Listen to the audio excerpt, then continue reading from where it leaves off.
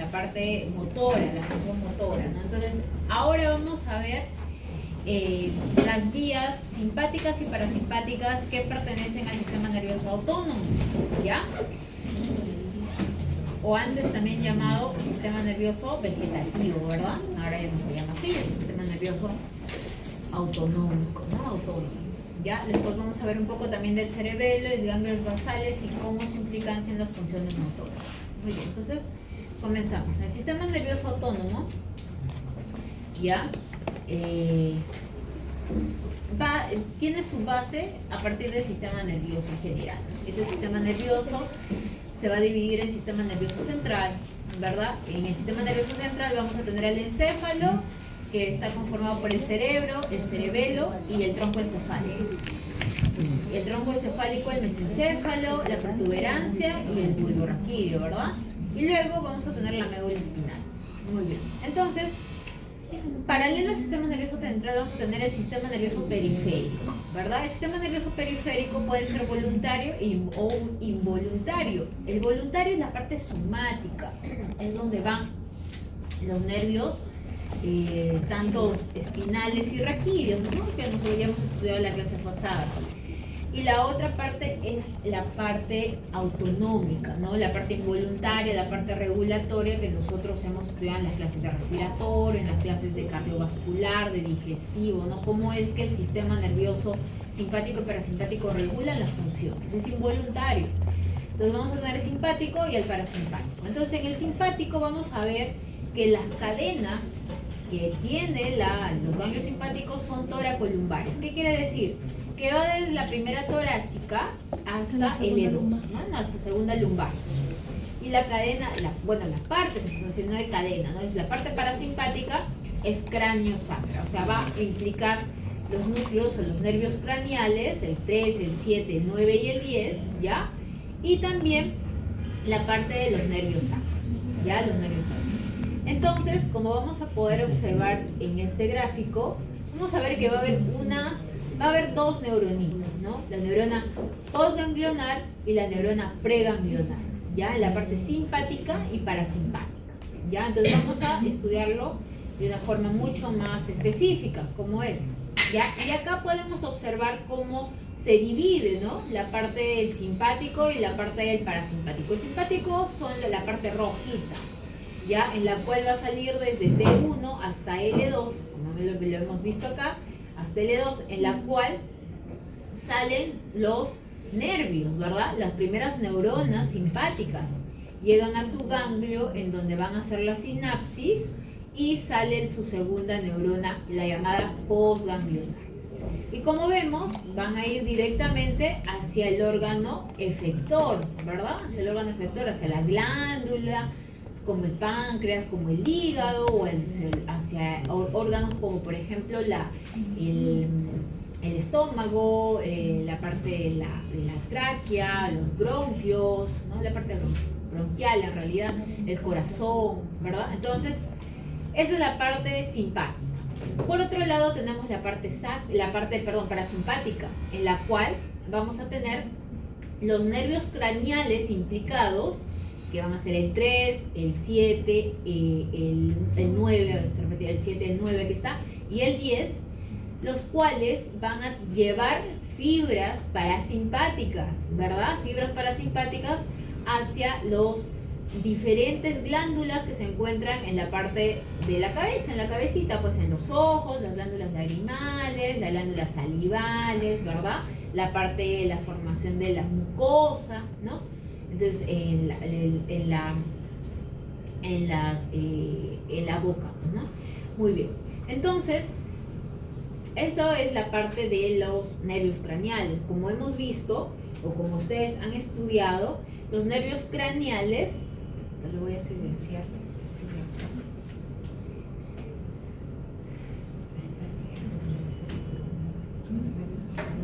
Que vibra el grupo de prácticas que están comenzando. Ya. Muy bien. Entonces, los nervios craneales, como ustedes saben, ¿no? Llevan varias fibras. Un nervio craneal puede llevar fibras sensitivas, motoras y fibras del sistema nervioso autonómico. Por ejemplo, el par 5, ¿qué fibras lleva? El trigémino. Sensitivas y motoras, ¿no? Sobre todo la parte sensitiva, ¿no? También lleva motoras algunas, sí, pero también sensitivas. La mayor parte va a ser sensitiva. El 7, el par 7, ¿se acuerdan? El facial es motor, principalmente es motor, ¿verdad? Principalmente. Puede ser sensitiva también en algunas partes del cuello, ¿ya? Pero principalmente va a ser motor, ¿ya? Así como el facial lleva fibras motoras, en este caso también está llevando fibras parasimpáticas, ¿ya? Fibras parasimpáticas. Entonces, cuando hablamos de un nervio lleva diferentes fibras. Pueden ser aferentes, sensitivas, pueden ser motoras o eferentes, o pueden ser del sistema nervioso autónomo, ¿ya? Entonces, igual acá vamos a tener los nervios pélvicos, ¿verdad?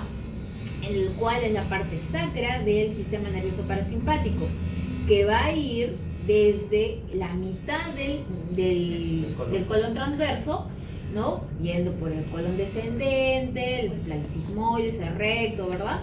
Y también la parte geniturinaria, ¿ya? Muy bien, entonces, como estábamos diciendo, vamos a tener el simpático y el parasimpático, las cuales van a nacer de la médula espinal, pero si se van a nacer sus neuronitas, la primera neurona, o sea, la neurona preganglionar. Esta neurona preganglionar, ¿ya? Va a llegar a un ganglio. Si ese es un ganglio que es del simpático, se llama ganglio simpático, y si es del parasimpático, ganglio parasimpático. En estos ganglios van a hacer su primera sinapsis. La primera sinapsis está dada por la acetilcolina como neurotransmisor. No importa si es simpático o parasimpático, sino simplemente todos va a ser acetilcolina. Y cuando hablamos de la neurona postganglionar, ya estamos hablando de una neurona, en el caso del simpático, como ven, mucho más larga para que llegue a su órgano efector, y en el caso del parasimpático, una neurona más cortita, ¿ya? Porque el ganglio parasimpático se encuentra dentro del órgano efector, por eso su neurona postganglionar es mucho más cortita y llega a su órgano efector. Entonces, en el momento en que llega el órgano efector, va a secretar otro neurotransmisor. En el caso del simpático, la noradrenalina o la adrenalina, y el parasimpático, la acetilcolina, ¿ya? Entonces ya vamos a ver los receptores también, pero básicamente es lo que tienen que comenzar a saber.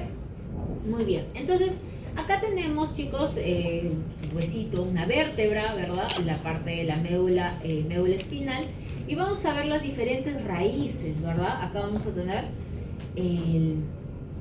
primero vamos a ver esta parte de acá. Ya, primero de acá, ¿ya? Vamos a tener nuestra raíz anterior, ¿verdad? Esta raíz anterior. ¿Qué pasaba por acá? Los nervios motores, ¿verdad?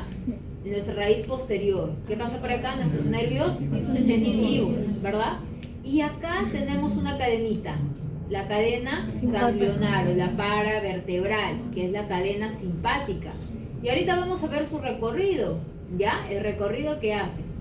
Entonces, miren, acá tenemos el sistema nervioso somático. El sistema nervioso somático es lo que ya hemos estudiado en la clase anterior, ¿verdad? Una neurona que viene del sistema nervioso central y va a hacer su sinapsis en la placa motora, ¿verdad? En la placa motora. ¿Y cuál van a ser su neurotransmisor? Acetilcolina. ¿Cuál va a ser su receptor? Receptores nicotínicos, ¿ya? En el sistema nervioso autonómico, doctores, vamos a tener la división parasimpática y simpática. También van a ser el sistema nervioso central. ¿Por qué? Porque nacen de la parte de la médula espinal, la sustancia gris, disculpen, la sustancia gris de la médula espinal. Y van a llegar, como hemos dicho, a su ganglio. En el caso del sistema parasimpático, vamos a tener acetilcolina en los dos, en la preganglionar y en la postganglionar. En la caso del simpático, acetilcolina primero, y en el postganglionar norepinefrina. Pero hay una salvedad en el caso del sistema nervioso simpático. Miren, el sistema nervioso simpático, las catecolaminas pueden ser formadas en el sistema nervioso central, como pueden ser formados en la médula suprarrenal, ¿verdad? En la parte en el sistema nervioso central, en el locus ceruleus, y en la parte de la glándula suprarrenal en su medio. Se forman las catecolaminas. ¿Quiénes son? Adrenalina, norepinefrina, dopamina. Ya hemos visto cómo se forma, ¿no? Ya lo hemos estudiado a partir de la tirosina, ¿verdad? Muy bien. Entonces, acá van a tener en la médula suprarrenal va a llegar su neurona preganglionar y va a hacer que esta médula suprarrenal secrete, ¿qué cosa? Catecolaminas, noradrenalina. ¿Y dónde va a viajar? Van a viajar por la sangre, ¿verdad? Viaja por la sangre y recién va a llegar al órgano efector, ¿ya? Entonces, esa es la otra forma de que funciona el sistema nervioso simpático. Entonces, acá vamos a volver a nuestra vértebra y vamos a ver, ¿no? Los ganglios paravertebrales, que es la cadena simpática, la raíz posterior, que va a trabajar en la parte sensitiva, ¿verdad? Somático-sensitiva, la raíz anterior, somático-motor, y nuestra cadena simpática, que va a ser, ¿no? La parte simpática, ¿no? Muy bien. Y ahora, esta parte de nervios espinales, la parte simpática y somática. Ahora vamos a ver por qué, ¿ya? ¿Por qué le he puesto simpática? Muy bien. Entonces vamos a ver el sistema nervioso simpático, ¿ya? Acá. Entonces vamos a ver la anatomía del sistema nervioso simpático. Ven la médula espinal desde la primera torácica, ¿verdad? Hasta L2. Entonces vamos a ver qué cosa, una cadena, ¿verdad? Miren, una cadena que va a estar paravertebral tanto izquierda como derecha, ¿verdad? Va a estar en los dos. Ahora, de acá vamos a ver que sale unas neuronas, ¿verdad? Y esas neuronas llegan a los órganos efectores, a los diferentes órganos efectores. Muy bien. Pero acá, ¿qué nos damos cuenta, doctores? ¿Qué es lo que pasa? Hay ganglios, ¿verdad? Esta cadena, ¿verdad? Esta cadena, ya, estos ganglios de acá, de la cadena, se puede decir, de la parte digestiva, ya, de la parte digestiva, van a tener unos ganglios que van a estar un poco alejados de esta cadena paravertebral, ¿verdad? Van a tener unos ganglios un poco alejados de la cadena paravertebral. ¿Quiénes son? ¿Qué ganglios? El celíaco, el mesentérico, ¿verdad? Ahorita vamos a verlo uno por uno, ¿ya? Entonces, miren. Ahora, cuando nosotros hablamos del nacimiento de la primera neurona, tenemos que ver que esta primera neurona va a nacer en la médula espinal. ¿En qué parte? En la sustancia gris de la médula espinal. Nace y ¿qué es lo que sucede? Ya, sucede que se va o viaja por ¿qué cosa? La raíz ventral. Mira, el as anterior. ¿Por quién viaja acá también? ¿Quiénes viajan acá? La motora, ¿verdad? La motora. Entonces, miren, también va a tener raíces del sistema nervioso simpático. ¿Ya? O sea, ya. Entonces viaja, viene y va a cruzarse, no se va a ir de frente, ¿verdad? No. Se viene y se da una vueltita por el ramo blanco, o el ramo blanco. Y va a llegar a su ganglio. En su ganglio paravertebral va a ser su primera sinapsis, ¿ya? Y va a salir la neurona postganglionar. La neurona postganglionar va a viajar ¿cómo? Ya no por el ramo blanco, sino por el ramo gris. Y sigue su camino ¿hacia dónde? Hacia el órgano efector. Sale el órgano efector y ya llega a los órganos, pues no, a su órgano, al órgano donde tiene que llegar o a su glándula donde tiene que llegar. Entonces así funciona, de esa forma, ¿ya? Muy bien. Entonces acá lo mismo, ¿verdad? Sale, da su vueltita por el ramo blanco y luego va a su órgano efector. Entonces ya esto es para qué, ya ustedes lo leen lo mismo que les he mencionado. Entonces, vamos a tener de esta forma, ¿no? La neurona parasimpática, que va a llegar ¿a dónde? Llega nuevamente a su ganglio, ¿verdad? A su ganglio y luego sigue ¿qué cosa? La postganglionar, ¿verdad? La postganglionar. Primero, la postganglionar. Muy bien. La otra que llega acá, ¿verdad? Es ya una neurona, ¿qué cosa? Una neurona que se va a ir ¿a dónde? A la parte del sistema nervioso central. Eso no hagan caso, Porque ¿quiénes llegan acá? ¿Quién llega? La parte sensitiva, ¿verdad? Y luego va a viajar. No, esta parte no, ya no. Solamente la parte simpática estamos viendo, ¿ya? Muy bien. Ese es cuando hablamos de la rama, o sea, la rama simpática. Y vamos a tener otro ganglio acá, ¿verdad?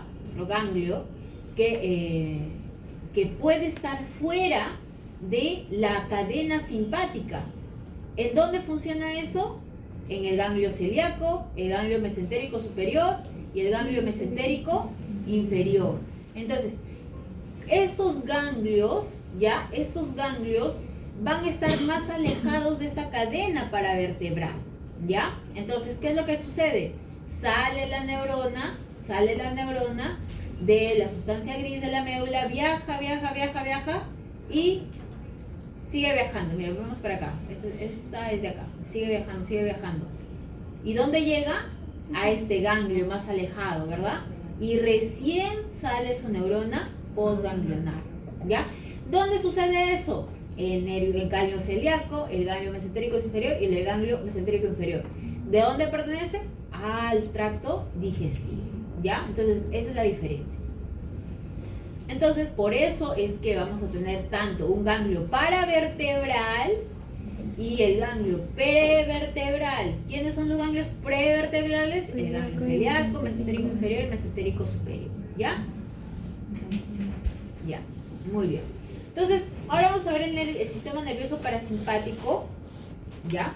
En la cual el nervio nervioso parasimpático, el sistema nervioso parasimpático, hemos visto, ¿no? Nervios craneales 3, 7, 9 y 10, ¿ya? Y que van a salir, ¿de dónde salen los sueros craneales? Del tronco encefálico, ¿verdad? El tronco encefálico nace y ahí mismo vamos a ver dónde están su neuronita, nace y comienza a formar su nervio preganglionar o presináptico y llega a la cara, pues no, al cráneo, donde va a cumplir sus funciones, y acá está su otra neurona postganglionar, ¿ya? Entonces no se confundan, esta neurona es del tronco que va a estimular la primera neurona preganglionar, ¿ya? Pero nacen del tronco encefálico, por eso se pone así. ¿Qué más? Tenemos los nervios sacros, ¿verdad? S2 y S4, ¿ya? Los cuales, ya como están en la parte de la médula espinal, ¿no? Se estimula, el sistema nervioso central lo estimula y hace que salga, ¿qué cosa? Su rama preganglionar, ¿verdad? Y llega hacia la parte, hacia el órgano efector, y aquí está su ganglio que está cerquita del órgano efector y sale su ramita postsináptica. ¿Ya? Entonces así, se estimula. Esta neuronita que ustedes ven es la estimulación del sistema nervioso central hacia el sistema nervioso autonómico. ¿Ya? Muy bien. Una consulta, Miss. ¿Esa postsináptica se refiere a otra neurona? Claro, esta es otra neurona, es una neurona ganglionar que está en el órgano. Así como el simpático tiene su neurona postganglionar, pero es larga, esta neuronita es chiquita, ya es más cortita, porque su ganglio, acá también tiene un ganglio, está en el órgano efector, por eso no necesita ser tan grande. Entonces vamos a tener acá los ganglios, como les dije, ¿de qué? De los nervios craneales, ¿verdad? Acá tenemos 3, 7, 9 y 10. Entonces vamos a ver el ganglio ciliar, el ganglio etérico palatino, el ganglio submandibular y el ganglio óptico, que se llaman ganglios terminales. Estos son los ganglios de la parte parasimpática que van a ir hacia los órganos o glándulas de nuestro cráneo, ¿verdad? De nuestra cabeza. La glándula lacrimal, a nuestro cráneo, de nuestra cabeza, ¿ya? Las membranas mucosas, ¿de dónde? El paladar, de la nariz, las glándulas parótidas, ¿no? Entonces, todo eso es los ganglios de la parte parasimpática, ¿ya? En cambio, miren, el 10 no va a funcionar de esa forma, ¿verdad? El 10 no tiene su ganglio terminal. El 10 va a ir directamente al corazón, a la parte de los bronquios y a la parte de ¿qué? Del hígado, por ejemplo, ¿no? Del hígado, de toda la parte gastrointestinal. Va a ir pero sin necesidad de un ganglio terminal.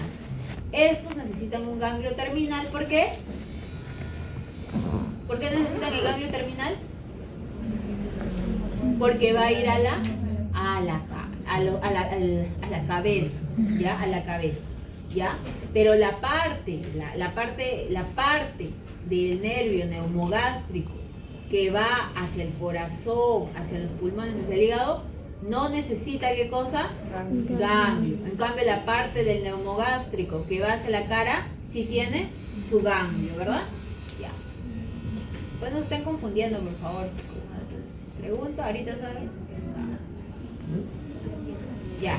Entonces, estos de acá, los ganglios que tiene el neumogástrico dentro de los órganos se llaman ganglios intramurales.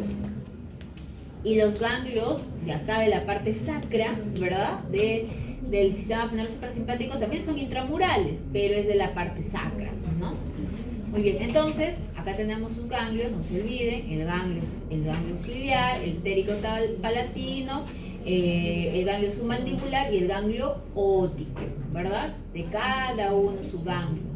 Y el vago que tiene ganglio, pero también va a tener simplemente su ganglio efector, ¿no? En sus órganos, ¿no?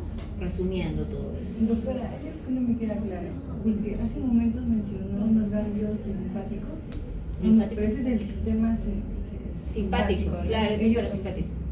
Podríamos hacer una comparación que hay ganglios en el simpático para solamente el tronco digestivo y en el caso del parasimpático solamente hacia la cara, ¿no? Hay presencia. Claro, lo que pasa es que en el simpático siempre va a haber ganglio pero puede ser paravertebral, que son la mayoría, acá, este es el simpático, paravertebral, ¿ya? Y el prevertebral, ¿ya? Prevertebral, que es la parte digestiva, o sea, siempre van a tener ganglio, que van a estar alejados del órgano efector, pero en la parte del sistema nervioso digestivo, del sistema digestivo, va a ser prevertebral, nada más. Ya, en cambio en la carita, mira, ellos en la cara también van a tener sus ganglios, pero son ganglios simpáticos, ¿verdad? Que nacen de la parte torácica, pero va directamente al ojo, por ejemplo, ¿ya? Entonces, eso es lo que diferencia. Ahorita estoy hablando de la parte parasimpática. Los nervios craneales son parasimpáticos, ¿ya? Muy bien, a ver, estábamos acá. Ya, entonces, resumiendo, el parasimpático lo que va a hacer, ¿qué cosa es? Contracción pupilar, la llamada miosis, la pupila se vuelve pequeñita, ¿ya? Y el simpático va a ser dilatación de la pupila, la midriasis, ¿no? Cuando uno está así todo eufórico, ¿cómo se llama la pupila? Midriática, pues, ¿no? Después, incremento de la producción de saliva. Habíamos visto el parasimpático que es estimulante del sistema digestivo, reducción de la frecuencia cardíaca y contracción de los bronquios. Esto es el parasimpático en el corazón, en los bronquios. En cambio, en el simpático dilata los bronquios y aumenta la frecuencia cardíaca. Por eso es que el tratamiento que damos en una persona con asma es beta-adrenérgicos, ¿verdad? Y aumentamos la frecuencia cardíaca ¿con qué? Con adrenalina, con atropina, ¿verdad? Simpático mimético. ¿Qué más? Acá, la estimulación de la actividad de actividad de los órganos digestivos, como lo hemos visto, y la actividad del páncreas, la vesícula biliar. Entonces, ¿qué es lo que sucede? Esta estimulación del parasimpático, ¿qué es? Una estimulación nerviosa, ¿se acuerdan? La estimulación nerviosa es que llega la acetilcolina, por ejemplo, a nuestro estómago. En nuestro estómago tenemos las células G, ¿verdad? Se estimula las células G, ¿y qué produce las células G? La gastrina, y la gastrina comienza a estimularse, la producción de ácido clorhídrico y todo lo demás, ¿verdad? Entonces es así como funciona este parasimpático, ¿ya? Luego en la vejiga va a ser la contracción de la vejiga urinaria, y esa contracción de la vejiga, ¿no? Es la parte simpática, y la estimulación de la erección. En la parte simpática, ¿ya? Simpática, va a ser la inhibición de los órganos digestivos que ya hemos visto, ¿verdad? Estimula la producción de adrenalina en la glándula suprarrenal, relaja la vejiga urinaria, ¿ya? Aumenta la capacidad de almacenar orina, relaja y estimula el orgasmo. ¿Ya? Es la parte simpática. En el caso, silencio por favor chicos, ¿ya? Neurotransmisores, ¿ya? Vamos a ver que va a existir neurotransmisores para los para las vías simpáticas y las vías parasimpáticas. Acabamos de ver que la parte preganglionar, ¿no? Las neuronas o la sinapsis preganglionar o la primera sinapsis se va a dar gracias a, ¿qué cosa? ¿Qué neurotransmisor? La acetilcolina, ¿verdad? La acetilcolina. Mientras que la sinapsis postganglionar, ¿con qué neurotransmisor? Depende, ¿no? Depende si es simpático o es parasimpático. Ya. Va a haber una cierta excepción que ahora le vamos a mencionar, pero básicamente en general así se da, ¿ya? Básicamente. Entonces vamos a ver que el nervio va a secretar ya sea norepinefrina o acetilcolina y se va a unir ¿a dónde? A su receptor. Receptor adrenérgico o receptor colinérgico. En este caso hay un receptor nicotínico. Puede ser muscarínico también, ¿no? Puede ser muscarínico, ¿no? Entonces vamos a estudiarlo cada uno. Entonces, mire, acá tenemos el sistema nervioso somático, el parasimpático y el simpático. Acá vamos a tener... Ay, disculpen, anterior. Ya, acá vamos a tener... cuando es el sistema nervioso somático, o sea, la parte muscular, vamos a ver que la secreción de acetilcolina se va a unir básicamente con su receptor, ¿qué cosa? Nicotínico. Receptor nicotínico de acetilcolina, así. En el parasimpático, en cambio, vamos a ver que en el ganglio, ¿ya? Y en los dos en realidad, en el simpático y en el parasimpático, en los dos, ¿ya? Vamos a ver que el neurotransmisor utilizado va a ser la acetilcolina. ¿Y cuál va a ser el receptor utilizado? También nicotínico, ¿ya? Pero vamos a ver la diferencia, ¿ya? En un ratito. Pero recuerden que también es nicotínico. Es un receptor nicotínico de acetilcolina, ¿ya? ¿Y cuál es la diferencia? Ya, en que el parasimpático, en su parte, cuando llega a su músculo efector, va a tener receptores de acetilcolina que pueden ser muscarínicos, ¿ya? O pueden ser muscarínicos más que todo, porque los nicotínicos van a ser la parte muscular, ¿ya? Entonces, en la parte final, como es parasimpático, el parasimpático que estimulaba glándulas, ¿verdad? Glándulas, órganos. Entonces, ahí hay músculo estriado, músculo liso, y en el músculo liso lo que tenemos, ¿qué cosa es? Receptores muscarínicos, ¿ya? Receptores muscarínicos. Entonces, por eso es que tenemos acá el receptor muscarínico. En cambio, en el simpático, ¿ya? En el simpático vamos a tener la acetilcolina, como ya hemos dicho, el receptor nicotínico, y vamos a tener en la parte postganglionar la noradrenalina, ¿ya? La noradrenalina. ¿Y qué más? Y si fuera la estimulación en la médula suprarrenal, la cual va a producir catecolaminas de forma periférica, estas se van a secretar, pero no van a ir directamente, o sea, no es que está ahí el órgano efector, no, tienen que viajar, porque son hormonas, por eso estas ya se les considera como si fueran hormonas. Viajan por la sangre, por eso pertenecen al sistema endocrino, ¿ya? Viajan por la sangre y llegan a su órgano efector, ¿ya? Entonces es por eso. Muy bien, entonces acá lo vamos a ver un poco ya más específico. Miren, lo mismo, tenemos el sistema nervioso somático, ¿verdad? En la cual dijimos que tenía un receptor nicotínico, ¿ya? ¿Pero qué tipo de receptor? N1, ¿ya? N1. En el caso del sistema nervioso autonómico, en el parasimpático y en el simpático, en la parte preganglionar, también dijimos que era un nicotínico. ¿Pero qué tipo de nicotínico es? N2. N2. Esa es la diferencia entre la parte motora y la parte parasimpática o autonómica, más que todo, ¿ya? La parte ganglionar. Ahora, en la parte, ya lo hemos visto, acá puede ser un receptor muscarínico, en la parte parasimpática, alfa o beta adrenérgico, ¿ya? Muy bien. Entonces, vamos a ver primero los receptores de acetilcolina. Hemos ido así de lo básico para que vayan entendiendo poco a poquito todo eso, ¿ya? Entonces, vamos a ver cómo funciona. Entonces, miren, los receptores muscarínicos usan proteína G, ya ustedes ya han visto los tipos de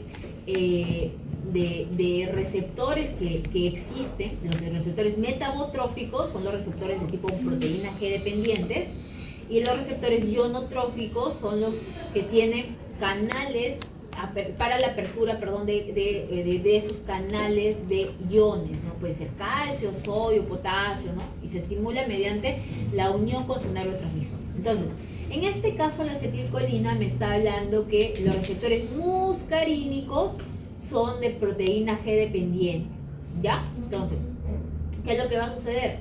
Se va a secretar la acetilcolina. Cuando se secreta la acetilcolina, se va a unir a su receptor metabotrófico. Este receptor metabotrófico, en su célula postsináptica, ¿qué va a hacer? Se va a unir y va a activar a la proteína G. GQ, ¿ya? La GQ. ¿Quiénes activan a la GQ? Ah, ya. M1, M3 y M5. Lo activan. Y la GQ, ¿qué va a hacer? Aumenta la proteína lipasa C, ¿ya? Y es excitatorio, ¿ya? Es excitatorio, o sea, estimula. ¿En dónde deberíamos tener entonces la estimulación del tipo parasimpático?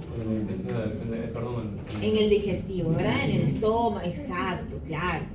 Entonces, M2 y M4, en cambio, chicos, tiene su proteína GI y de inhibición.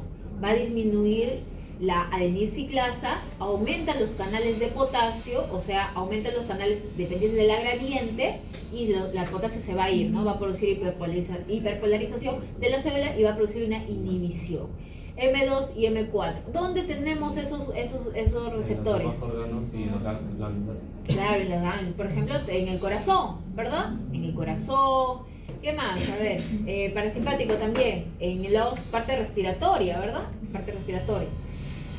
Muy bien. Entonces, esa es la parte metabotrófica, ¿ya? Ahora, la parte de la acetilcolina también se puede unir a su receptor del tipo nicotínico, ¿ya? Pero nosotros hemos visto que esto es la apertura de ¿qué placa? La placa motora, ¿verdad? La placa motora se une, ¿ya? Se une. Y si fueras la parte nicotínica también de la unión en el ganglio parasimpático, también puede ser nicotínico, ¿verdad? Nicotínico N2, ya. Ahora, ¿qué es lo que sucede? La acetilcolina va a poder estimular también a ella misma, a su propia neurona, a la neurona preganglionar. ¿Cómo? Ya, lo que hace es, si estimula un receptor nicotínico de la neurona preganglionar, va a estimular mayor cantidad de acetilcolina, que se libere mayor cantidad de acetilcolina. Pero si estimula los receptores muscarínicos, va a decir, ¿sabes qué? Ya no liberes más más acetilcolina, y se inhibe, ya. ¿Qué otra cosa más? Esta acetilcolina puede degradarse por medio de qué enzima, de la acetilcolinesterasa, ¿verdad? Se degrada. Se queda en colina, que se va a reabsorber, y el acetato, que va a ser un ácido volátil, que se va a eliminar, pues, ¿no? El acetato. Muy bien, entonces excitatorio, inhibitorio. Entonces, ¿qué es lo que sucede cuando decimos que se va a estimular la proteína G? Acá tenemos una GQ, perdón. Esta GQ es estimulatoria, ¿verdad? Entonces, va a aumentar la liberación de los canales de calcio y eso va a producir la contracción del músculo liso, dice nuestra glándula. Acá. Llega la acetilcolina a su receptor muscarínico, se va a producir, se puede decir, la fosforilación de GDP a GTP, eso estimula la fosfolipasa C y esto va a estimular dos vías, la de diacilglicerol, que va a estimular a la que se active la proteína quinasa C, produzca AMP cíclico y de ahí vaya como segundo mensajero hacia el ADN para producir toda la traducción, traducción todas las de proteínas. Y la otra es ir por la vía del inositol trisfosfato para estimular, ¿ya?, la liberación de calcio, ¿ya? Y aumenta el calcio y eso hace que continúe la liberación de los neurotransmisores o lo que se quiera liberar en ese caso. O sea, más que todo la liberación de lo que deseamos, la función de la glándula, ¿no? Si quiere liberar secretina, libera secretina, ¿no? Si quiere liberar bicarbonato, libera bicarbonato, ¿no? Entonces, esto es lo que hace la proteína G. Entonces, ¿dónde lo vamos a obtener o dónde van a estar? ¿Dónde van a estar esos receptores? Miren, M1, M2, M3, dependiendo, ¿ven? Glándulas salivales, vejiga, glándulas salivales también, M3, dependiendo, todos están. Y la M1, M3 y M5 son GQ, M2 y M4 son GI. Mientras que vamos a tener a los receptores nicotínicos. Estos receptores nicotínicos, que son canales iónicos activados por ligando. ¿Ya? Entonces, ¿qué significa? Vamos a ver acá. Entonces, los receptores nicotínicos, ¿ya? En el momento en que se libera, van a unirse a su receptor nicotínico y van a abrir, ¿qué cosa? Un canal. ¿Ya? Miren acá, chicos. Llega la acetilcolina, se une a su, este es un receptor nicotínico, se une directamente a su receptor nicotínico y ¿qué va a hacer? Apertura los canales y hace que el ion pueda ingresar. Así eso funciona el receptor nicotínico. Esa es la diferencia entre el muscarínico, que es proteína G dependiente, y el nicotínico, que es ionotrópico, por eso es canal iónico activado. ¿Ya? Entonces, miren acá, se va a unir. Entonces, ¿pero dónde voy a tener mi receptor nicotínico? En este receptor ionotrópico. Ah, en la subunidad alfa. Este receptor nicotínico va a tener varias subunidades. 2 subunidades alfa, beta, gamma y delta. ¿Ya? 2 alfa. Entonces, el receptor nicotínico se va a unir a la subunidad alfa. Eso va a hacer que cambie su estructura proteínica, el receptor, y se aperture el canal. Y ingresa, ¿qué cosa? Sodio. ¿Qué está ingresando? El potencial de acción, ¿verdad? Activa, comienza otra vez el potencial de acción. Entonces así funciona, es simple. Y tenemos los receptores adrenérgicos alfa y beta, ¿verdad? Tenemos el receptor alfa, el receptor beta, el receptor alfa 1, alfa 2, que se van a unir a las proteínas G, y también la beta 1, beta 2, beta 3, pero vamos a ver las diferencias, ¿ya? Entonces, siempre tener en cuenta las funciones. Ya el receptor alfa normalmente va a ser vasoconstricción y dilatación de la iris, relajación intestinal, contracción del esfínter intestinales, contracción pilomotora, o sea, cuando se contraen los músculos de nuestros folículos pilosos, ¿no? Cuando nos asustamos, ¿qué se pasa? Se paran nuestros pelitos, ¿verdad? La contracción del esfínter de la vejiga, inhibición de neurotransmisores. ¿Quiénes? De la liberación de neurotransmisores. Alfa 2. Alfa 2 es inhibitorio. Siempre acuérdense, alfa 1 es excitatorio, alfa 2 es inhibitorio. En el caso del beta, vamos a tener beta 1 y beta 2, repartidos por todos lados, sobre todo beta 1 en la parte del corazón. Beta 2, mire, beta 2 está en los vasos y produce vasodilatación. A pesar de ser simpático, no todo simpático produce vasoconstricción, también produce vasodilatación, ¿verdad? Porque tiene que haber una homeostasis, ¿ya? Entonces hay una relajación intestinal, relajación del útero, silencio por favor, ¿ya? Broncodilatación, beta 2, ¿ya? Calorinogénesis, gliconogénesis, beta 2 también lipólisis, beta 1, beta oxidación, ¿ya? Entonces funcionan de diferente modo, ¿ya? ¿Por qué funcionan de diferente modo, doctores, si es el mismo neurotransmisor? Porque estimulan diferentes tipos de proteína G. Por ejemplo, acá la proteína GS. ¿Quién se une a la proteína GS? Cuando son receptores beta adrenérgicos, beta, se une el receptor, la noradrenalina y estimula la GS. Esta GS va a estar anclado a su GTP y va a estimular a la adenilciclasa y hace que todo se estimule, ¿verdad? Pero vamos a tener a la GI. En la GI, ¿quiénes lo tienen? La alfa. ¿Pero qué alfa? Alfa 2. Alfa 2. Entonces, la GI también va a tener GTP, pero en vez de estimular a la adenilciclasa, lo inactiva y ya no se produce ningún efecto. Esa es la GI. Y la GQ va a estimular, ¿en dónde vamos a tener GQ? Alfa 1 adrenérgico. Los alfa 1 son GQ y GQ también estimula. ¿Pero qué forma de estimulación? ¿Con la adenilciclasa? No, con la fosfolipasa C. Entonces se activa la fosfolipasa C y produce toda su estimulación. ¿Ya? Entonces vamos a tener acá adrenalina y noradrenalina que pueden salir tanto de la periferia como del sistema nervioso central, ¿verdad? Del locus ceruleus, de la médula suprarrenal. Entonces se va a ir alfa 1, GQ, alfa 2, GI, beta, GS, ¿ya? Entonces esto de acá va a estimular la fosfolipasa C, ¿verdad? Y va a dar la contracción del músculo liso, por eso es alfa 1. Alfa 2 en cambio es inhibitorio, inhibe la liberación del neurotransmisor y va a inhibir también, acá está, inhibe, ¿qué cosa? La contracción del músculo liso. Muy bien. En cambio los beta producen contracción del músculo del corazón, ¿sí? Relajación del músculo liso. ¿En dónde? En la parte de los bronquios, ¿verdad? Y la gluconeogénesis. Beta 1, corazón, riñón. Beta 2, ¿dónde se encuentra? Músculo liso bronquial y vascular. Y beta 3 en el tejido adiposo. La beta 3 cuando se estimula, se hace, en el tejido adiposo tenemos grasita, triglicéridos, se hace la beta oxidación y se libera glucosa, aumenta la cantidad de glucosa en nuestra sangre, ¿ya? Muy bien. Entonces, efectos anatómicos de varios órganos del cuerpo va a depender de si estimulamos el parasimpático, si estimulamos el simpático, pero en realidad todos deben estar en una forma controlada para que podamos tener una homeostasis. Cuando no tenemos homeostasis, cuando tenemos algún tipo de enfermedad relacionado a esto, por ejemplo, la más simple, la ansiedad o el estrés, ¿no? Que aumenta de forma aguda nuestro sistema simpático y de forma crónica la parte del cortisol y todo lo demás, ¿no? Muy bien, entonces vamos a tener el sistema simpático, ¿ya? Y el sistema parasimpático. Este es un resumen. La ubicación de la neurona preganglionar es dorso-lumbar y el sistema parasimpático es cráneo-sacro. La ubicación de la neurona postganglionar está lejos de la víscera, hemos visto, y en cambio el parasimpático está ahí nomás, está chiquito. Neurona postganglionar, noradrenalina y la parasimpática acetilcolina. Su axón es corto y su axón parasimpático es largo.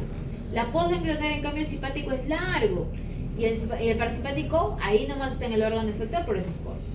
La función vas catabólica y simpático y parasimpático anabólica. Siempre, no siempre, porque el parasimpático puede ser catabólica ¿en dónde? En el sistema digestivo, ¿verdad? La inervación no visceral, sí, no. Ya. Ejemplos, por ejemplo, ¿dónde se activa? Si nos persigue un león en la noche. Ah, bueno, es exagerado, ¿no? Acá sería un ratero, un ratero. Un ratero, eso es lo clásico en Perú, pues no sería en África, pues, ¿no? ¿Ya? Y en parasimpático, cuando estoy sentadito, el mediodía, leyendo, ¿no? Tranquilo. Su distribución del simpático va a ser difusa, ¿ya?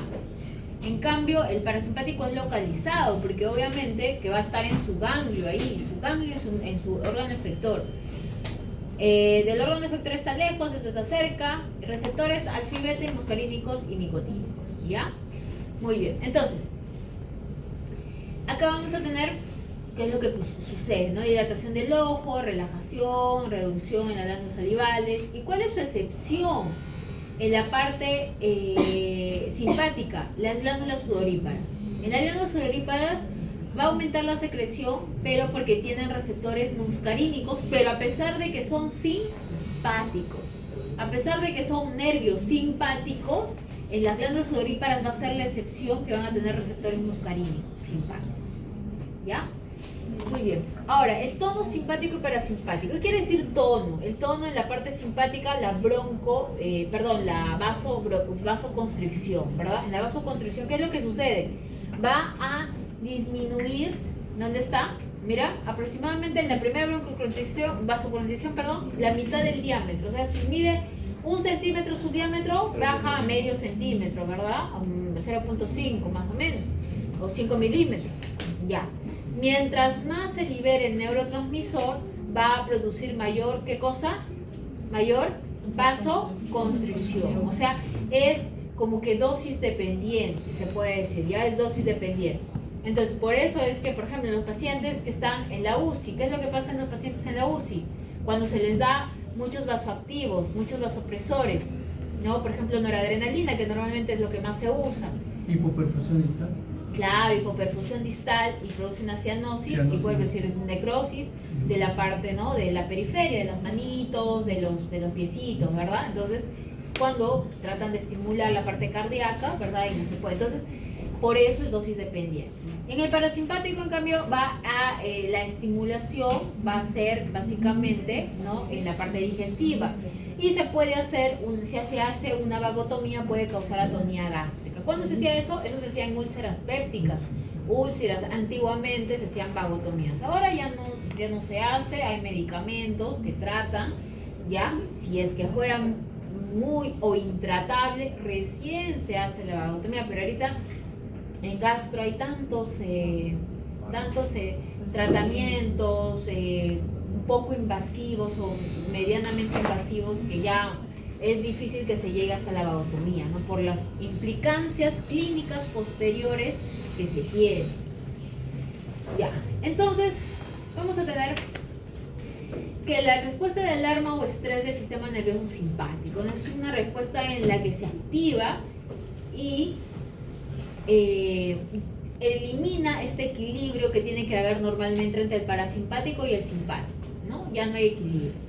¿Cuándo se va a activar? Cuando estamos en un sistema de alarma. Esto lo tenemos a partir de que hemos evolucionado desde nuestros ancestros, desde que éramos primates, ¿no? Bueno, no primates, nunca hemos sido primates, sino desde que hemos comenzado como Australopithecus, ¿verdad? Y hemos ido evolucionando.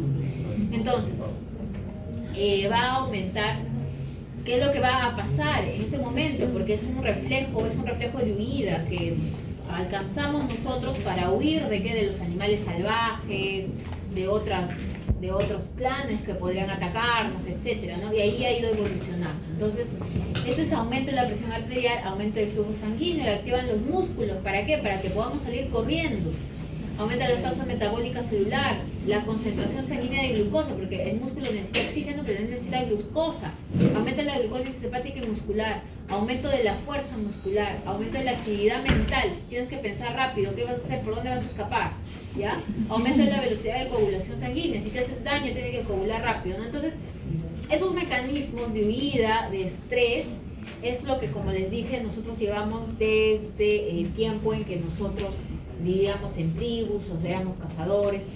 ¿Y cuál es la implicancia? Que nos lleva a los problemas, por ejemplo, de salud mental en el caso de trastorno de ansiedad, ¿verdad? Entonces, ¿por qué? Porque estos reflejos se estimulan no solamente con el hecho, sino con el pensamiento, ¿verdad? Si uno piensa que va a ser atacado o que algo malo va a salir, ¿no? Ay, yo voy a jalar de fisiología.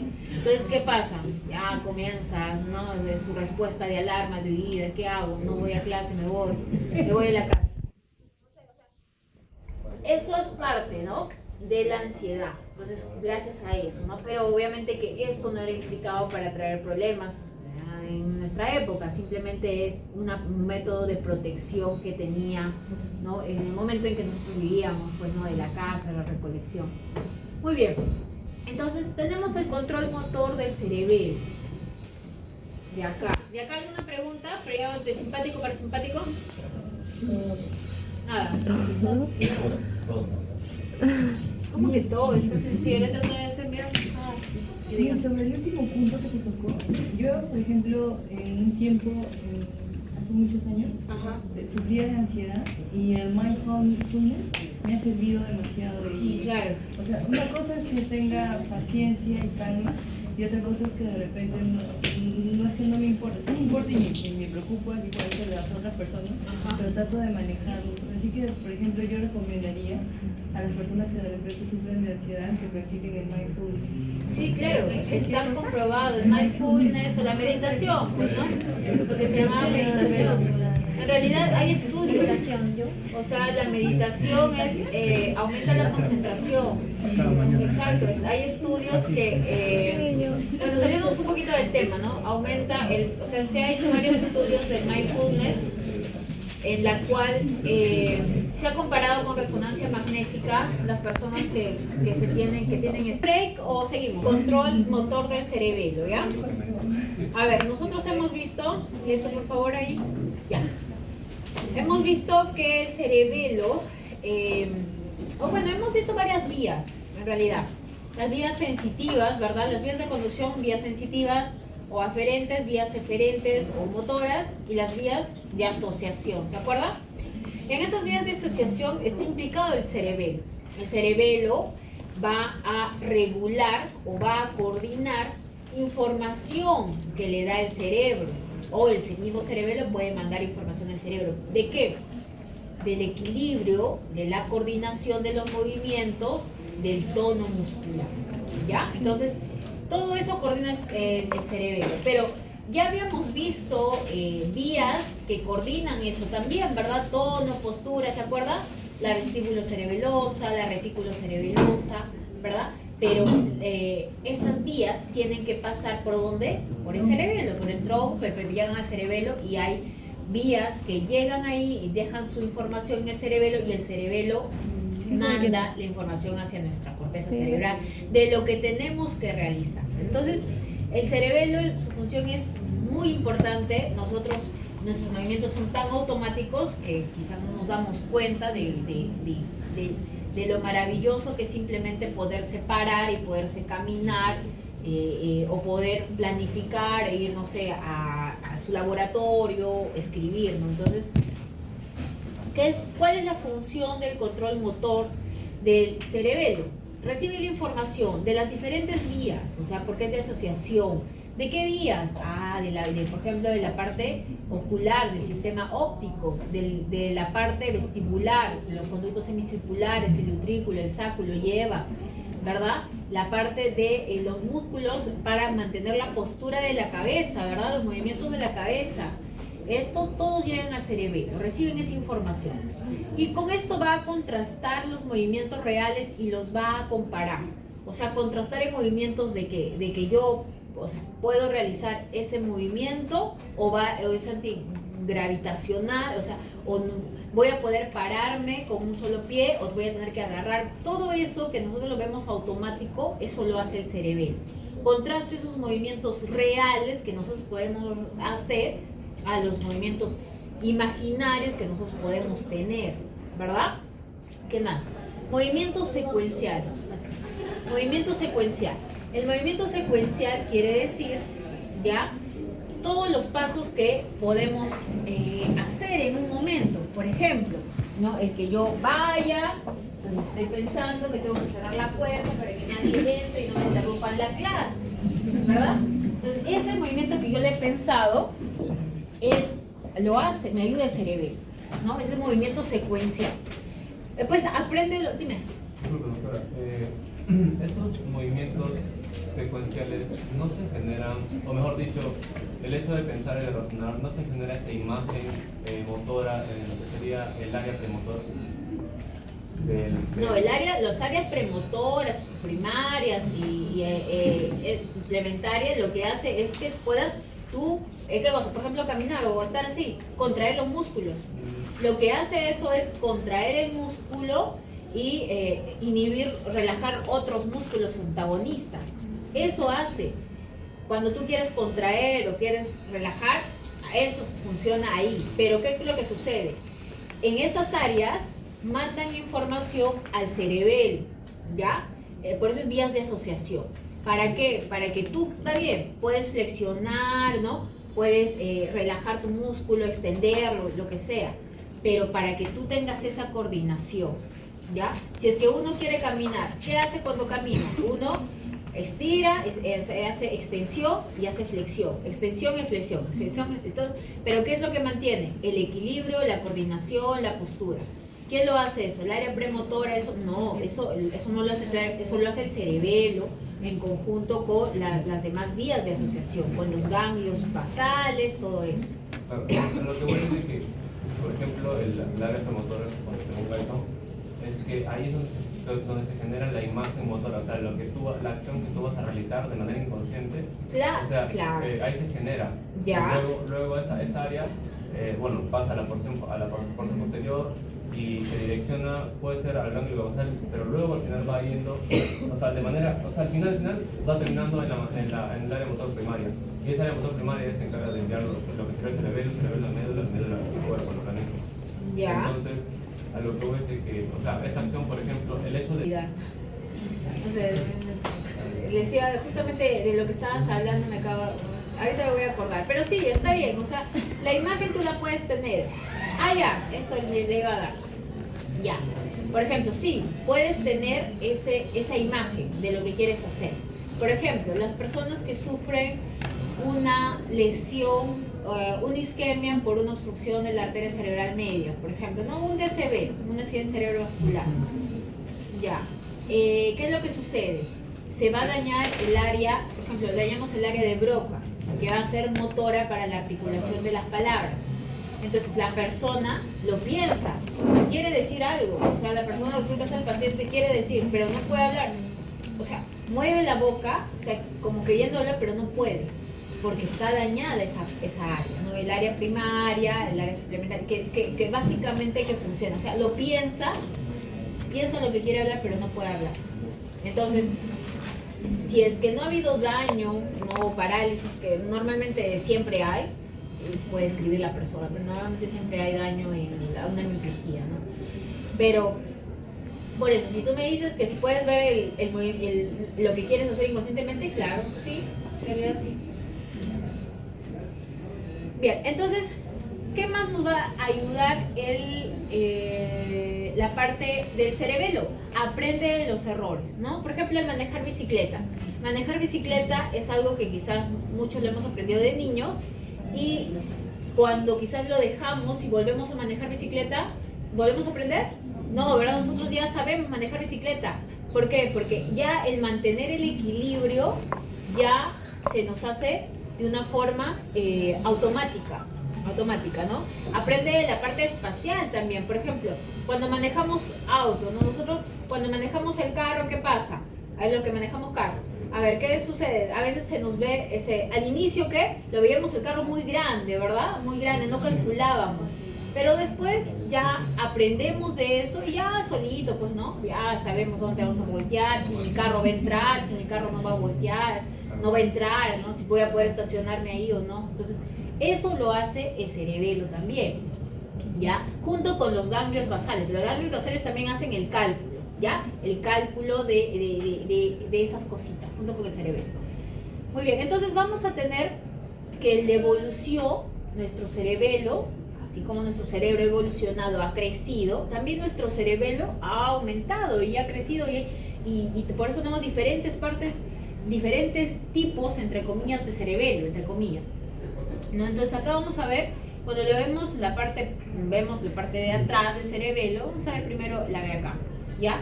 Tenemos un lóbulo posterior, el lóbulo anterior y el lóbulo flóculo nodular, ¿no? La parte más arcaica del cerebelo, ese es el lóbulo flóculo nodular. ¿Con quién va a tener relación anatómica? Con la protuberancia, con la médula, ¿verdad? Con el bulbo, la bulbo es básicamente bulbo, protuberancia, el tronco, ¿ves? Y el mesencéfalo, aquí están los pedúnculos cerebelosos, los pedúnculos del mesencéfalo. ¿Qué más? Y acá vamos a tener, ¿qué cosa? El cuarto ventrículo, ¿verdad? Ya, perfecto. Entonces, acá vamos a verlo ya de un poquito de otra de otro lado, ¿no? De otra perspectiva. Entonces vamos a ver, aquí está de colorcitos, para poder diferenciar, ¿no? Tenemos una parte verdecita, rojita y azulita. ¿Por qué? Porque vamos a ver que cada uno va a tener diferente nombre. Por ejemplo, la parte espinocerebelosa es el llamado paleocerebelo, porque es el más, se puede decir, es el más arcaico. Tono muscular y control postural. Los animales inferiores tienen tono muscular y control postural, ¿verdad? Controlan. Los perritos quieren pararse, también controlan su postura, ¿verdad? ¿No? Es el paleocerebelo, ¿ya? Luego vamos a tener el vestíbulo cerebelo, que es la parte azul, mire, que está con el flóculo, que la llamamos arquicerebelo. El arquicerebelo ya nos da esa función de poder mantener nuestro equilibrio y controlar el movimiento de nuestros ojos, donde queremos ver, ¿no? Entonces ese control de movimientos nos da el arquicerebelo. ¿Qué más? El cerebro cerebelo, o también llamado neocerebelo, que es la parte verde, la parte mayor de la parte del lóbulo posterior, que también un poco lóbulo anterior y lóbulo posterior. ¿Ya? ¿Qué es lo que hace el neocerebelo? Modulación de la actividad voluntaria y memoria procedimental. Esto ya normalmente es mucho más desarrollado, pues, ¿no? La memoria procedimental, lo que tenemos que hacer, tenemos que estudiar, o tenemos que hacer, no sé, escribir en el computador, hacer mi trabajo, tengo que hacer mi informe, ya automáticamente prendo mi computadora, eso es la memoria procedimental. O cuando queremos peinar, nos levantamos, estiramos, bañar. Eso, nuestra rutina, nuestros ritos, eso es el neocerebelo, ¿ya? Entonces, áreas funcionales de cerebelo, vamos a tener ahora, ¿ya? La zona intermedia, la parte azul. Esta zona intermedia va a controlar contracciones musculares, ¿ya? ¿Pero de qué? De las extremidades superiores e inferiores. Luego vamos a tener la zona lateral, miren, esta zonita que ocupa el lóbulo posterior, también el lóbulo anterior, pero es la parte mayor, que va a ser la que me va a planificar las actividades motoras secuenciales, la planificación, ¿ya? Y el vértice cerebeloso, que es el que acá, me olvidé de ponerlo, pero mientras dice que las regiones faciales y las extremidades se hallan en las zonas intermedias, el vértice cerebeloso lo que hace es mantener la parte axial, ¿ya? Firme, las contracciones de la musculatura axial de la columna vertebral para mantener el equilibrio, mantener, ¿no?, nuestra postura. Muy bien, entonces, ¿qué es lo que sucede? Vamos a ver que en el cerebelo vamos a tener diferentes tipos de núcleos. ¿Qué es un núcleo? Ya habíamos dicho, un conjunto de neuronas, ¿verdad? Llegan las neuronas o llegan los somas neuronales. Entonces acá vamos a tener los núcleos, el fastigio, el globoso, el emboliforme, el núcleo interpósito, el núcleo dentado, ¿verdad? Vamos a tener diferentes núcleos que lo vamos a ver poco a poco. Y también podemos dividirlo al cerebelo, así como anterior y como posterior, ¿no? Lóbulo anterior y lóbulo posterior. Y la parte del lóbulo flóculo nodular, que ya lo hemos visto, ¿no?, que pertenece al espino cerebelo. Muy bien, entonces vamos a ver que en el cerebelo, como estábamos conversando, van a llegar vías, ¿ya? Van a llegar vías, que significa que van a llegar, ¿qué significa que lleguen? Aferencias, pues que lleguen, se llaman aferencias. Entonces vamos a tener, por ejemplo, la vía córtico-pontocerebelosa, o sea, que llega desde la parte de la corteza, ¿verdad? Por los movimientos que quiero hacer, que decía su compañero, ¿verdad? Que llegan al área premotora, llegan al área motora primaria y luego regresa al cerebelo. Eso es, por ejemplo, corteza cerebral motora, premotora, como decía, y la corteza cerebral somatosensitiva. Llegan acá, recibe la información de la corteza, ¿ya? Luego vamos a tener el fascículo olivo-cerebeloso, ¿ya? Que existe la oliva para la fibra cerebral de la corteza cerebral motora, los ganglios basales y la formación reticular y la médula espinal, ¿verdad? Olivo-cerebeloso. La vestíbulo cerebelosa, que ya ustedes lo han estudiado en el seminario también, ¿verdad? Que llega donde todas acá en el lóbulo flóculo nodular, en el lóbulo de acá, y en el núcleo fastigio del cerebelo, que ya lo hemos visto, el núcleo fastigio, y la retículo cerebeloso, ¿no?, que viene de la parte reticular, ¿ya? Entonces vamos a tener el espino cerebeloso dorsal y el fascículo espino cerebeloso ventral. Aquí está, los espinos cerebelosos dorsales y ventrales. Vamos a ver, ¿de dónde van a llegar estos? Aquí lo vamos a ver mejor. De acá, ¿se acuerdan qué son ellos? El uso muscular y el órgano tendinoso de Golgi. Ya. Entonces, de aquí viene, ¿y se acuerdan dónde hacían su sinapsis? En la médula, ¿verdad? En la médula, y después regresaban nuevamente al músculo, ¿no? Pero, ¿qué les dije? Que me acuerdo que su compañero se me preguntó que acá va a haber vías que llegan de acá, pero una neuronita, ¿dónde se va a ir? Hacia el cerebelo. Aquí está, pues, ¿no?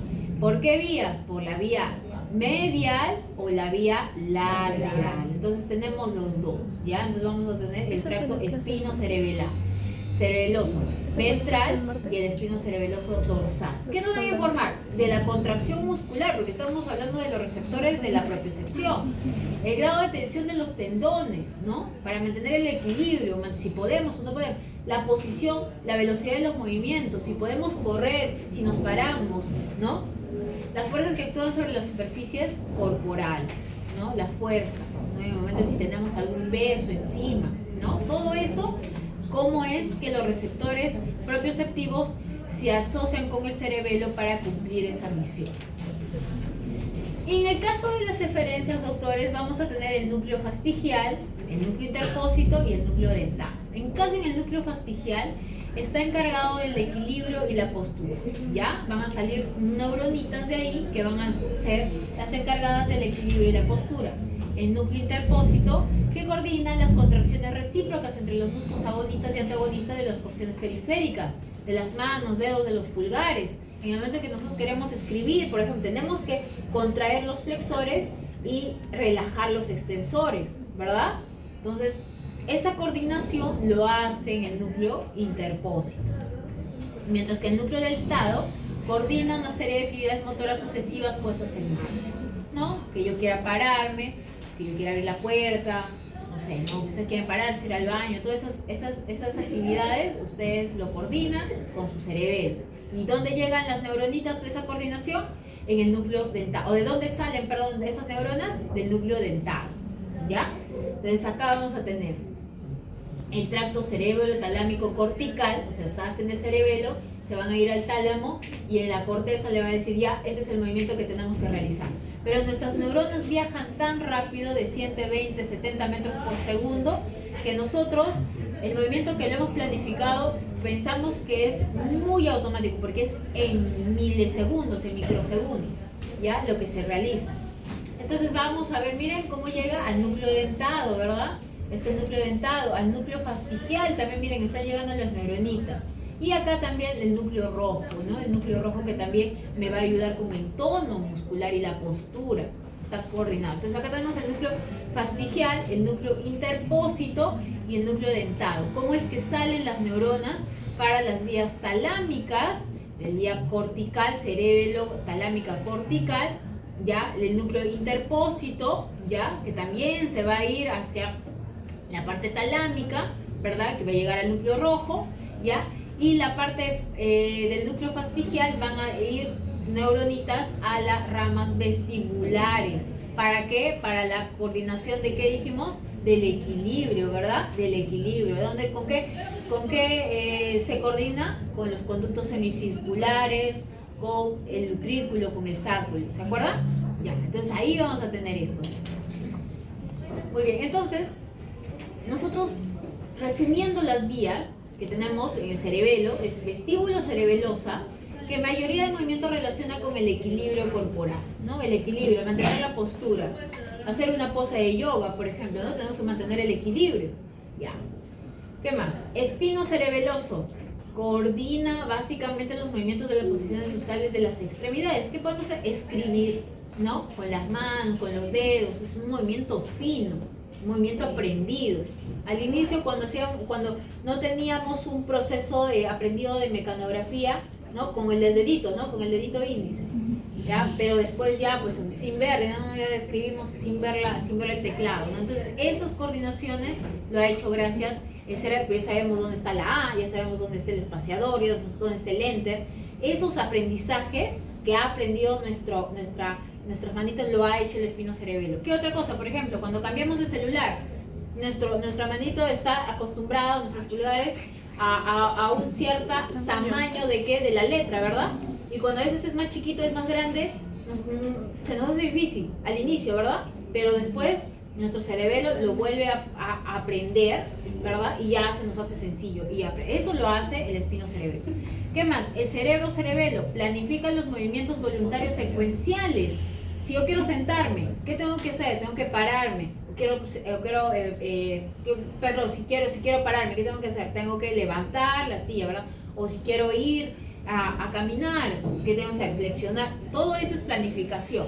Y para eso lo hace el cerebro-cerebelo.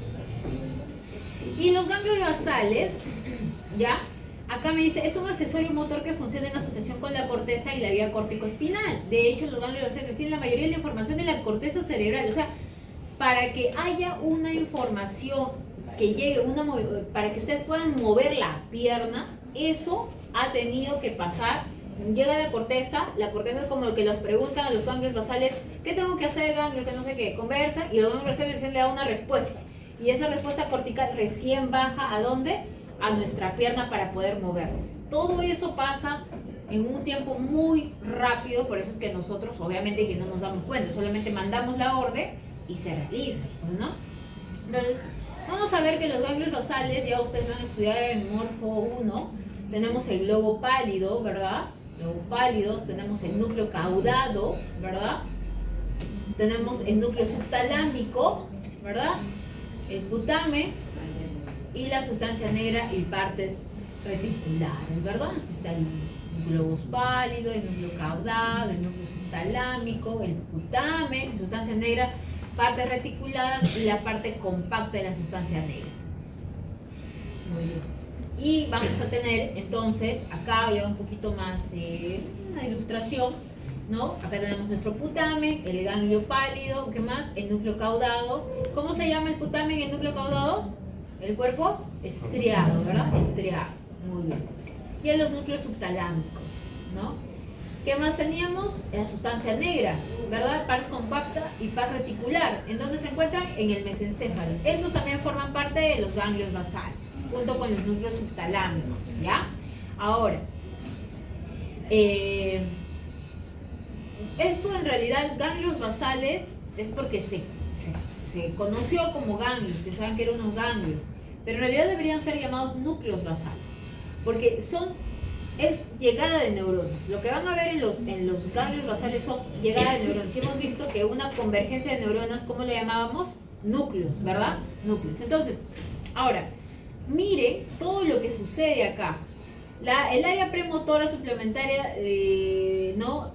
De las áreas de asociación llegan, producen una información y preguntan al caudado. Se tiene que hacer, el caudado le da una información al putamen, luego al globos pálido, luego van a la sustancia negra, luego le siguen preguntando, van acá, ¿no?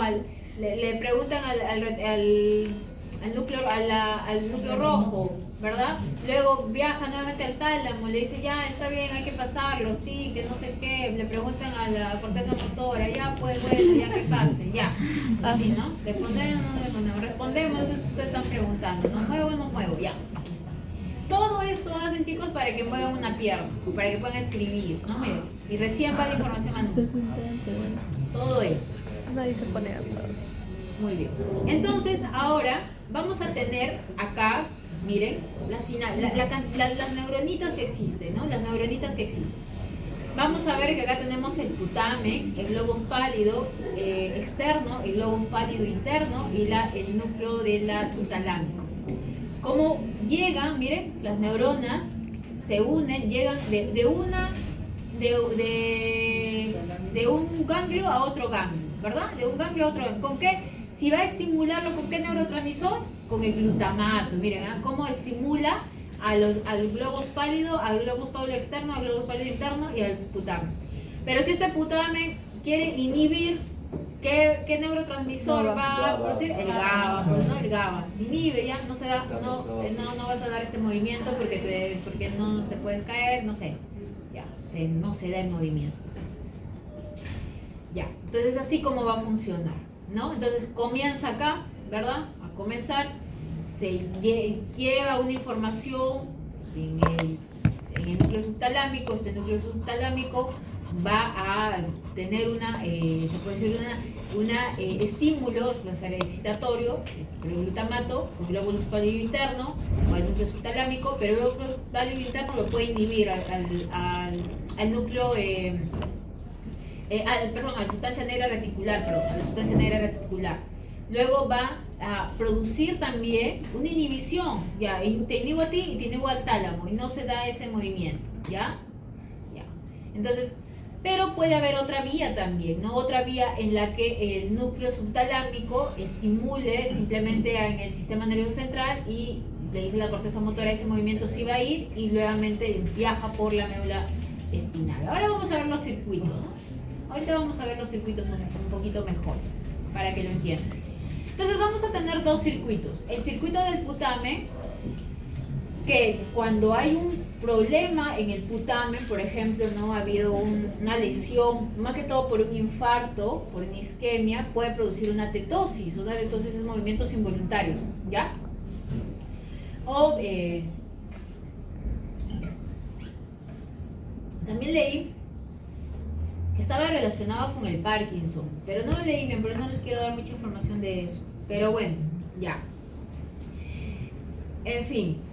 Entonces, el circuito del putamen, tenemos el área prefrontal, el área premotora y suplementaria, y el área primaria motora y el área somatosensitiva. Por eso yo les decía, ¿no? Y justo hablando acá ya con su compañero que me decía, claro, las imágenes, lo que yo quiero se puede dar en el área premotora, ¿no? Sí, Pero también funciona con qué área? Con el área prefrontal, sobre todo es acá, ¿no? El área prefrontal es más que todo la motivación que nos da para realizar ese movimiento, ¿no? Ese movimiento. Tenemos la imagen mental y podemos realizar ese movimiento, conjunto con el área prefrontal. Muy bien, entonces van a salir sus raíces de ahí, miren chicos, salen las raíces del sistema nervioso central, eferentes, para dar movimiento de algún músculo. Entonces primero llegan hacia dónde van, hacia la parte del putame, ¿verdad? Luego cruzan el globus pálido, externo, interno, luego van a dar ramificaciones al núcleo subtalámico, a la sustancia negra, luego van a dar sus ramificaciones ¿a dónde?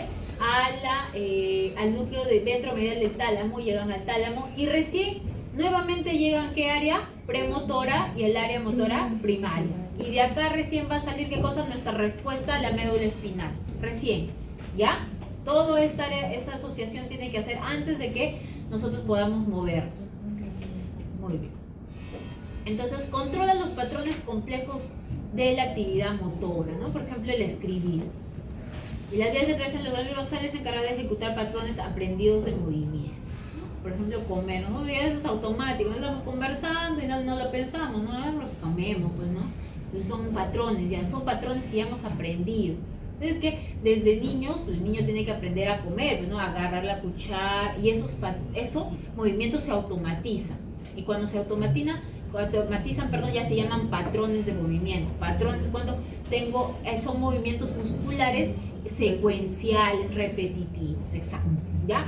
Muy bien, entonces, el circuito del caudado, vamos a ver que es parecido, pero miren, ¿de dónde nace? Más que todo nace de la parte premotora, no de la parte prefrontal, premotora y motora primaria, ¿ya? Entonces, sale de acá y llega al caudado, ¿ya? Llega al caudado, y luego llega al putame, al globus pálido, pero ya no va por la parte subtalámica ni por la sustancia negra, sino directamente ¿dónde se va? Al tálamo. Se va al tálamo, ya los núcleos ventroanterior y ventrolateral. Y de aquí se va a dar una respuesta. Dependiendo de qué van al núcleo ventroanterior y ventrolateral, dependiendo de qué movimientos queremos hacer, movimientos de los miembros superiores o de los miembros inferiores o elementos del rostro, de la cara, dependiendo, ustedes ya eso lo tienen que leer ya de la clase pasada que ya les expliqué, las funciones del tálamo, ¿ya? Entonces, y llega la corteza cerebral y le dice ya, se va a dar ese movimiento y listo, la información filtradita ya viaja por nuestra médula espinal, es como un control de calidad, pues, ¿no? Muy bien, entonces modifica la secuencia de los movimientos y gradúa la intensidad, pues, ¿no? Si no seríamos como un robot, ¿no? Fuerte o lento, no tenemos que graduarnos, o graduar la forma en que nosotros, por ejemplo, cuando subimos las escaleras, ¿no? No levantamos una del escalón, supuestamente son iguales y ya nos automatizamos a ese escalón. Y también está dados en el reflejo de vida y peligro, es decir, cuando nosotros queremos correr, sabemos que tenemos que correr, ya sabemos cuál es nuestro movimiento para mantener ese equilibrio, mantener esa posición, ¿no? Es el reflejo de vida. Muy bien, entonces, en resumen, ¿cómo funciona esto? Nosotros hacemos el plan motor en las áreas corticales, subcorticales, implicadas en el control del comportamiento. O sea, nosotros queremos hacer nuestro plan. Por ejemplo, no sé, quiero levantar el celular, no quiero levantar, entonces yo lo pienso, me ha llegado un mensaje, ustedes llegan un mensaje de su crunch, y dicen, sí, lo he visto. No sé, ¿cómo les llaman? Crunches, ¿no? ¿Cómo dicen? Crash, lo siento. O sea, no soy todavía. Ya estoy vieja.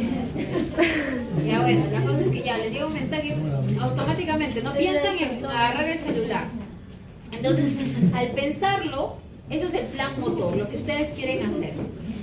Entonces, ese movimiento que quieren hacer llega a la corteza cerebral asociativa, llega, como les dije, y comienza a preguntar a los ganglios basales, al tálamo, ¿cómo hacemos?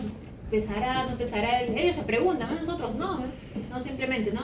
Entonces, controlar nuestra fuerza, controlar el movimiento, ¿no? Tenemos que flexionar, tenemos que levantar, controlar el peso, todo esto, y nuevamente va a la corteza premotora y regresa a la corteza motora. Ya le dice, ya, ¿sabes qué? Ya sabemos cómo vas a levantar tu celular. Ya, entonces llega a la corteza motora. Y esta recién viaja al tronco encefálico, a la médula y a los músculos. Esto de acá ya se llama ejecución motora, ¿ya? Primero planifico lo que quiero, luego programo. Esta programación lo hace gracias a los ganglios basales, al cerebelo, al tálamo, todo lo demás. Y la ejecución motora es gracias a los músculos. Si uno de ellos está dañado, yo no puedo levantar mi celular.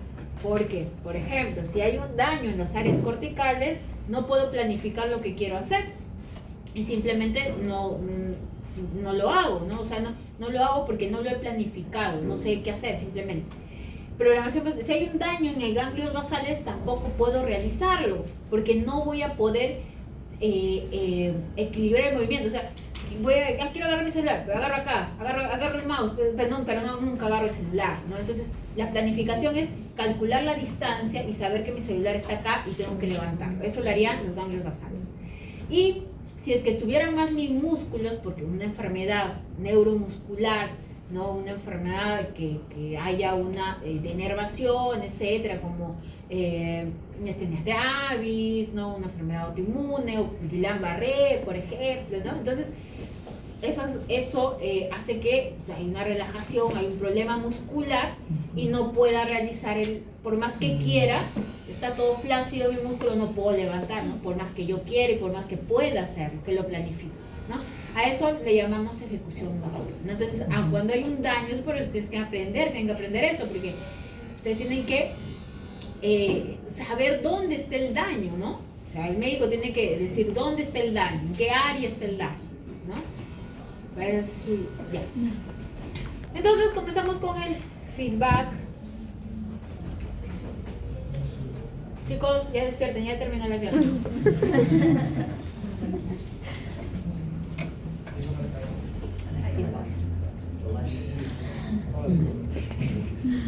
Feedback. Es que se ha corrido el... pero quizás no puedan... Sí, no pueden. Sí, un ratito, ya un ratito. Creo que no se puede porque ya está.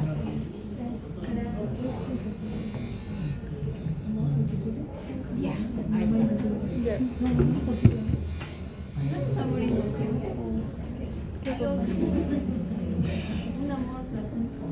Es lo mismo. El amor platónico nunca se da. El amor imposible. Ya lo pasé el grupo de...